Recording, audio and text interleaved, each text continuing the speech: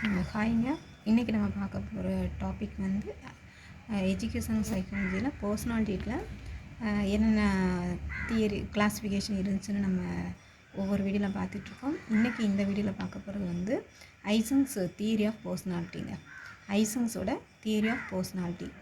இவரும் வந்து while Cattell try to give dimensions to personality by giving traits.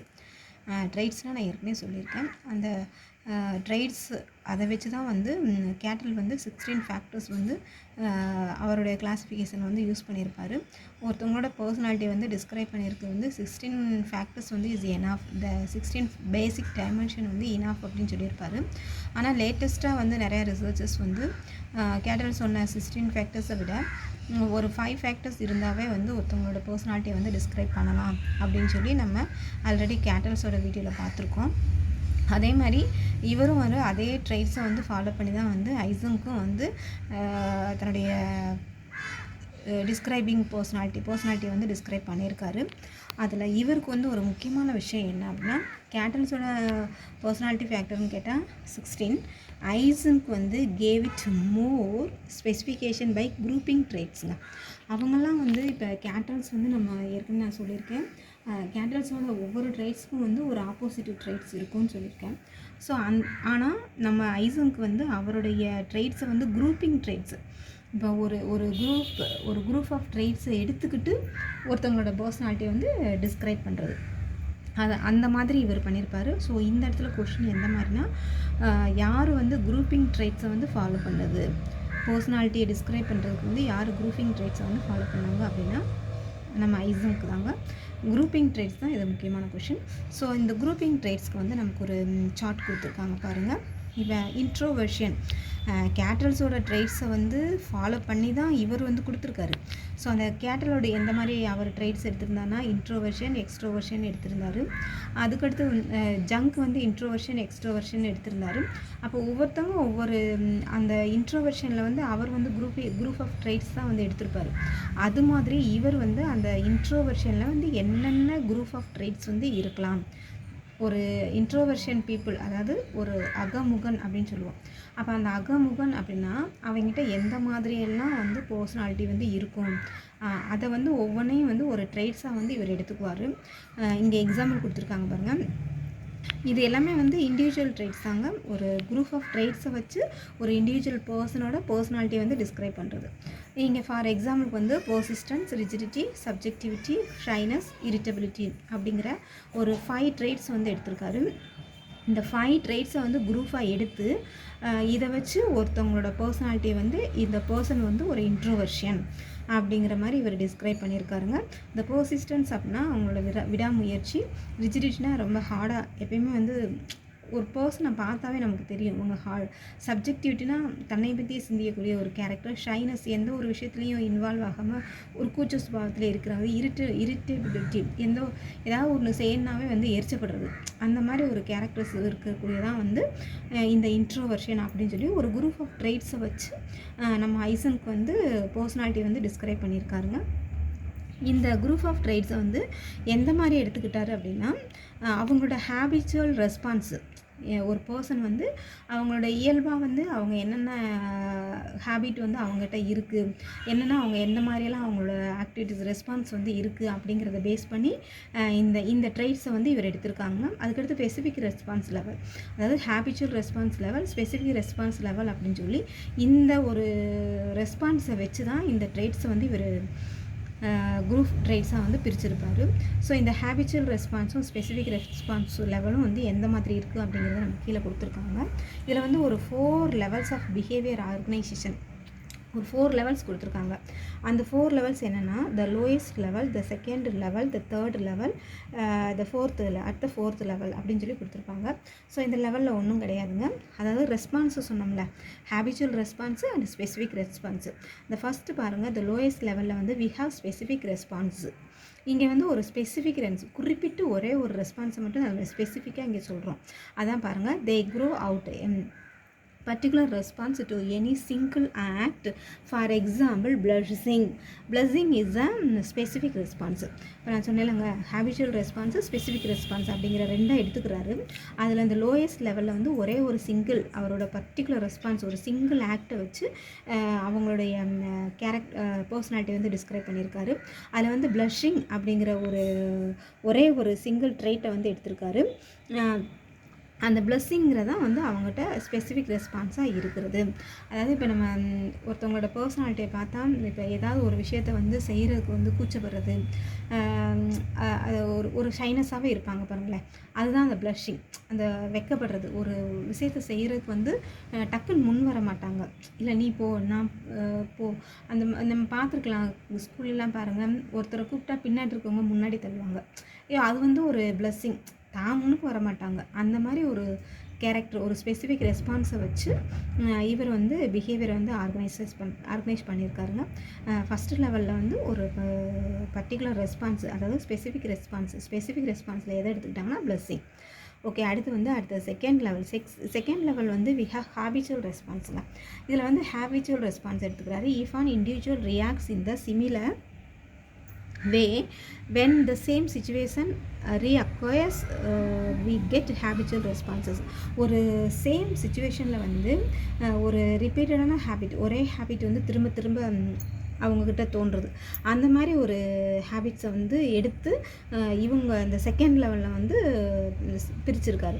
அது என்ன அப்படின்னு பாருங்கன்னா, அந்த செகண்ட் லெவலில் அவர் எடுத்துக்கிட்ட ஹேபிச்சுவல் ரெஸ்பான்ஸ் என்ன அப்படின்னு பார்த்துக்கோங்க. அந்த நாட் ஈஸிலி மேக்கிங் ஃப்ரெண்ட்ஸு, அதாவது இந்த இதில் வந்து ஒரு ஹேபிச்சுவல் ஒரு பர்சன் வந்து யாருக்கிட்டையுமே வந்து ஒரு ஃப்ரெண்ட்ஷிப்பே வச்சுக்க மாட்டான், அவன் தனியாக சோலோவாகவே இருப்பான். அந்த மாதிரி ஒரு ஹேபிச்சுவல் ரெஸ்பான்ஸை வச்சு இந்த செகண்ட் லெவலை வந்து கிளாஸிஃபை பண்ணியிருக்காரு. Hesitant to talk to strangers, அதாவது அடுத்தது வந்து என்னென்னா ஸ்ட்ரேஞ்சர்ஸ், யாரோ ஒருத்தவங்க ஒரு புதுசாக வர்றாங்க அப்படின்னா டக்குன்னு அவங்ககிட்ட போய் பேசி பழகிறது கிடையாது, மிங்கிள் ஆகிறது கிடையாது. டக்குன்னு யாராக இருந்தாலும் அப்படி தான், புதுசாக ஒருத்தவங்க வரும்போது நம்ம அவங்ககிட்ட ஈஸியாக வந்து பேச மாட்டோம், ஒரு தயக்கத்தோடு தானே இருப்போம். அந்த மாதிரி ஒரு ஹேபிச்சுவலாக வந்து நம்மக்கிட்ட இயல்பாக இருக்கக்கூடிய ஒரு விஷயத்தை வச்சு இந்த செகண்ட் லெவலில் வந்து இவர் இந்த மாதிரி ட்ரைட்ஸ் எடுத்து அவர் வந்து பர்சனாலிட்டியை வந்து டிஸ்கிரைப் பண்ணியிருக்காரு. அடுத்து தேர்ட் லெவலில் பாருங்கள். இந்த தேர்ட் லெவலில் வந்து we have organisation of habitual acts into traits. இப்போ இந்த ஹேபிச்சுவல் ஆக்ட்ஸை வந்து இன்டூ ட்ரைட்ஸ்க்கு வந்து கொண்டு வராரு. அந்த similar behaviour acts are set to belong to one group called trait. ஒரே சிமிலர் ஆக்ட்ஸ் வந்து ஒரு குரூப்கிட்டே இருக்கிறது, அதான் ட்ரைட். அந்த ஒரு குரூப் ஆஃப் பீப்புளை எடுத்துக்கிட்டோம் அப்படின்னா அந்த குரூப்பில் இருக்கிற எல்லாருக்கிட்டையுமே வந்து ஒரு சிமிலர், ஒரே மாதிரியான பிஹேவியர் வந்து இருக்கும். அதான் இங்கே ஃபார் எக்ஸாம்பிளுக்கு வந்து இங்கே என்ன கொடுத்துருக்காங்கன்னா ஷைனஸ் அப்படின்னு சொல்லி கொடுத்துருக்காங்க. இந்த ஏ அண்ட் பி அப்படிங்கிற குரூப்பில் வந்து இந்த ஷைனஸ் அப்படிங்கிற ட்ரைட் வந்து அந்த குரூப்புக்கு வந்து காமனாக இருந்திருக்கு அப்படின்னு சொல்லி சொல்கிறாங்க. அதுக்கடுத்து அடுத்த ஃபோர்த் லெவலில் வந்து என்ன பண்ணுறாருன்னா ஜென்ரல் ட்ரைட், அதாவது பொதுவானது.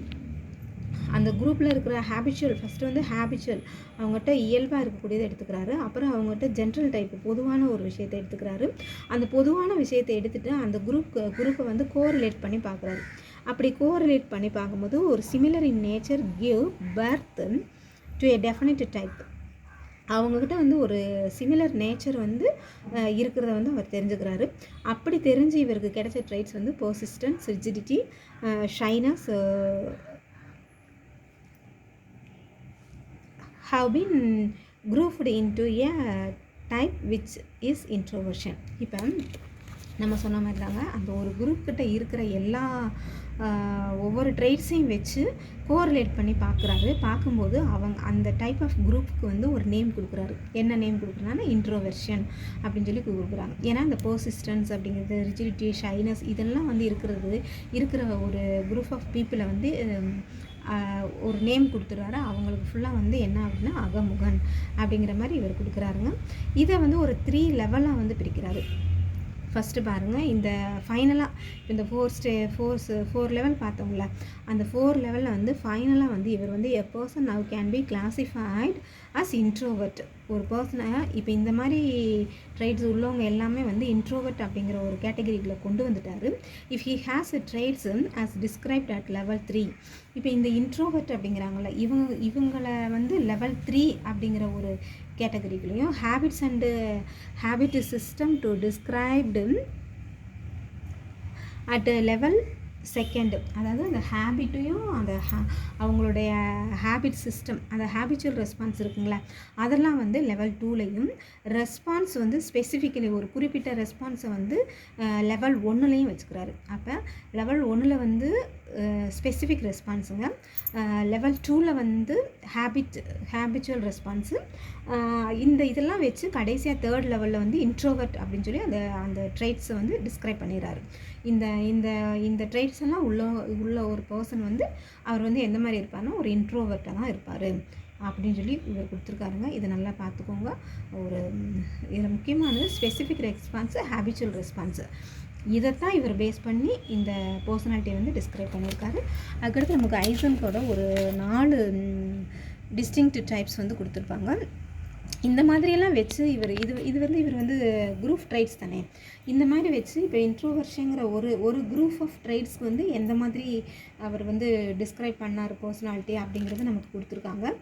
அதில் லெவல் 1 பார்த்தோம் ஸ்பெசிஃபிக் ரெஸ்பான்ஸு, லெவல் 2 வந்து ஹேபிச்சுவல் ரெஸ்பான்ஸு, லெவல் 3 இந்த 2 ரெஸ்பான்ஸையும் வந்து வச்சு அவங்களுக்கு வந்து ஒரு நேம் கொடுக்குறாரு, அதுதான் வந்து இன்ட்ரோவர்ட் அப்படின்னு.